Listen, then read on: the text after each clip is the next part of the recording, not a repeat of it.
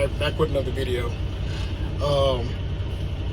Yesterday I just found out that they discontinuing the W900. I think it was like last year or 2 years ago they was talking about discontinuing the 389 that's Peterbilt,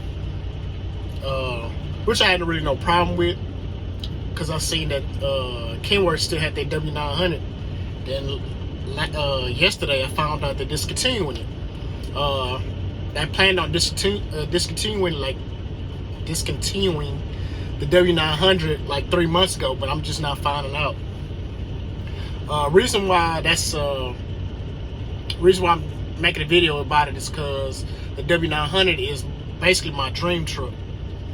I feel like every American truck driver dream, his dream is to get like a classic truck, saying Freightliner Classic, 389, 379, W900, all that. I pretty much drove every truck besides the W900. When I was doing flatbed, my last flatbed company, I was driving a 990, it was close, but it ain't a 900. It's more aerodynamic. I really don't understand why they discontinuing the W900. Why they discontinue the 389. I know it's because of aerodynamic, but it basically just, I don't know, it defeats the whole purpose. I don't know if it's because of price.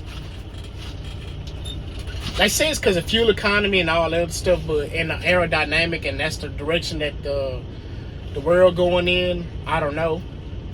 It's not like I can afford a W900 because the prices start at like $250,000. There's still a lot of trucks out here. They're not discontinuing until 2026. Not like it gives me time to stack the money up or whatever, but I don't know if it's gonna drive the prices up or not. Cause I was thinking the same thing was gonna happen with the Hellcat when they discontinued that, the price is gonna skyrocket. But I guess it's just right now it's just holding value. So I don't know if it's the same thing with the 389 or the W900. It's gonna just hold value. I know they hold value longer, but it still slowly ticks down. But like I said, the reason why that's a concern to me is because like the W900 is my dream truck. If I can choose any truck out of a lineup, I'll most likely go with, I can just get any truck for any price, whatever.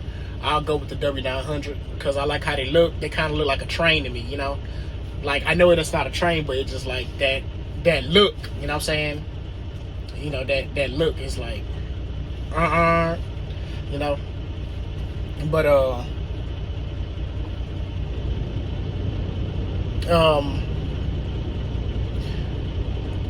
it also is my basically my end goal.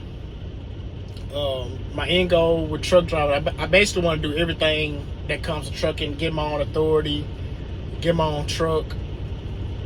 When I do all that, I'll basically be ready to transition fully out of truck driving, because I have my own company, I have my dream truck. I did everything I could do in truck driving.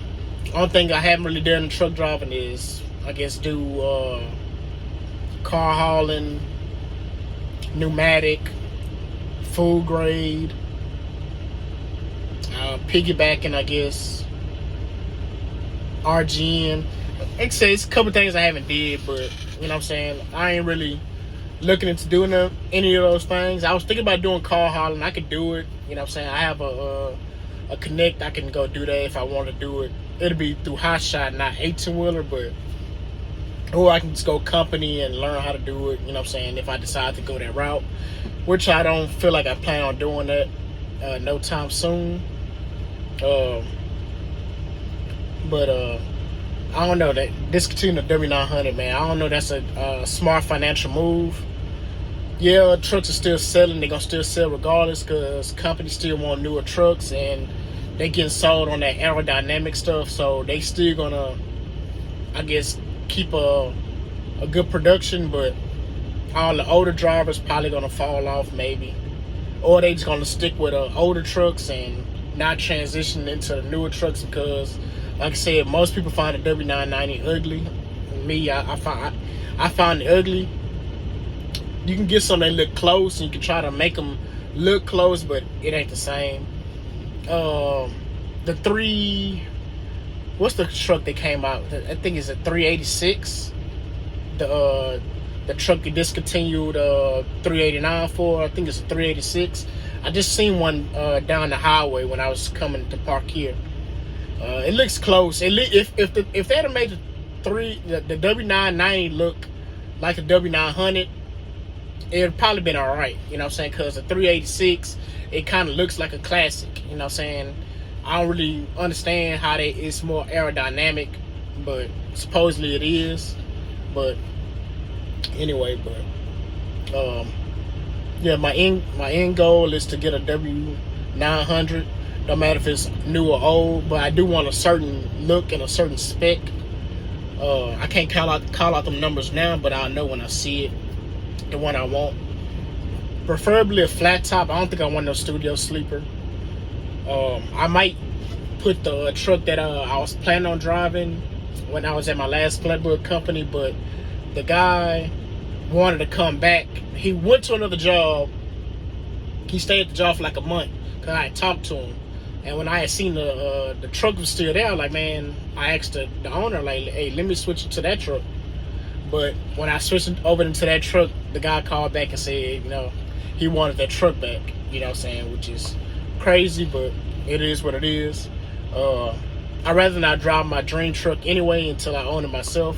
Same thing with a BMW. That was my dream car, and I still haven't had a chance to drive one yet. So whenever I get one, you know, on my own and it's mine, that'll be my time. That'll be my something for me. But anyway, if you made it this far, which I doubt you have, you know what I'm saying, please like, comment, subscribe. Tell me how you feel about the W900 being discontinued.